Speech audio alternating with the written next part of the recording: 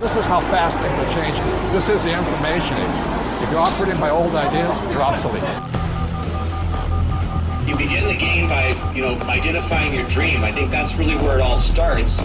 In today's economy, where we are today, it's not just a dream. It's more of a necessity. You've got to identify how you're going to survive more than how you're going to just, get something out there that you want.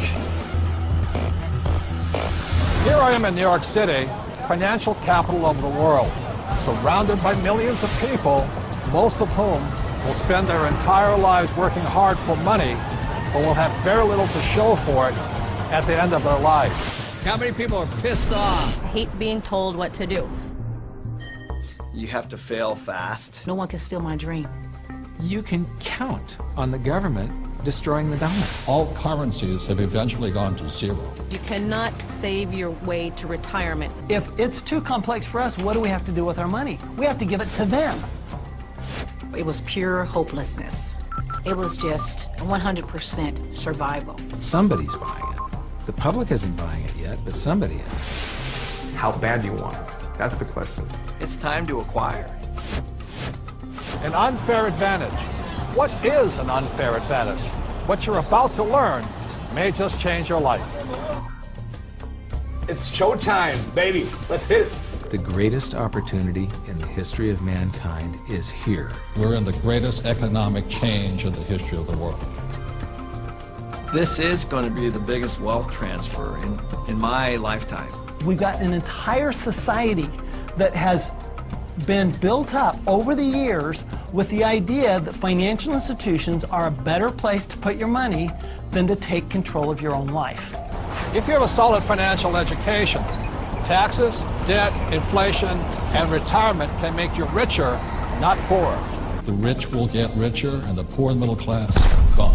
I was around my brother who was a part of a gang, who ran a gang, and that's a lot like running a business. Most people run from problems, and the truth is that's where the opportunities are. This really is a perfect financial storm. So I am optimistic about the future. It's going to crash. The next big economic boom will not be from the internet or China or India, but will be from empowering women. A big part of success is failing so many times that you learn and learn and learn your lessons.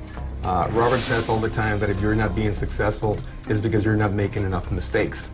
People think that cash is like a safe place to be, a place to park your purchasing power. And I think cash is the worst investment that you can have. And if you follow an economist, you're in trouble. Okay, you want to have barely enough income to survive if you're lucky. Go do 401ks, go do mutual funds, be my guest. This is the best time to talk about this because people have had a shift of context with this economy. To change your financial life often involves changing your mindset. It really is where it starts, is the attitude, it's the mindset, it's the decision that you're going to, take responsibility for your own financial life. Knowledge is money. Show business. When you think about show business, you always think about the show, right? Cameras and movie stars and makeup and glamour. But you never think about the business side of it because we don't have financial education. And I didn't learn that until 20 years down the road in my career. And now, I'm not only an expert in the show part of it, but I'm becoming an expert on the business side of it. Business is about production. We can produce our way out of any problem. I was probably age 8 when I started thinking about millions.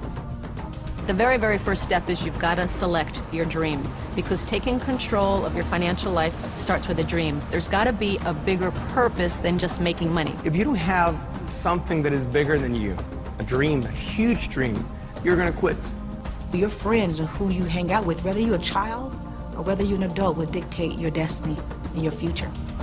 And so you have to be picky and choose your surroundings very carefully. It's creativity.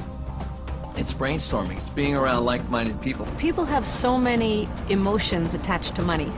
And it might be because of how their parents thought about money, or an experience they had around money that, they think it's evil, or they think rich people are bad people, and all of this stuff. But if you just break it down, money is just a tool to be used in this world. Everybody today uses money, like it or not. The absolutely fastest way to put money in your pocket is to reduce your taxes. Gold and silver have been the safe haven asset for every second of the last 5,000 years. My real estate that we own, you know, through depreciation wipes out most of our taxable income. You know, it just makes so much sense to me, you know, and it's so much easier. I went to war to fight for capitalism. I fought for the freedom for a person like me who had nothing, to work hard, to use my brains, and to build a better life for myself and many other people. The problem isn't capitalism. The problem is laziness. People who expect something for nothing. The problem is greed. People who take more than they give.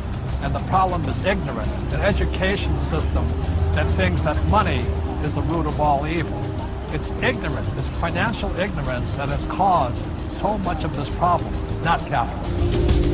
It's not just a dream, it's more of a necessity. You've got to identify how you're going to survive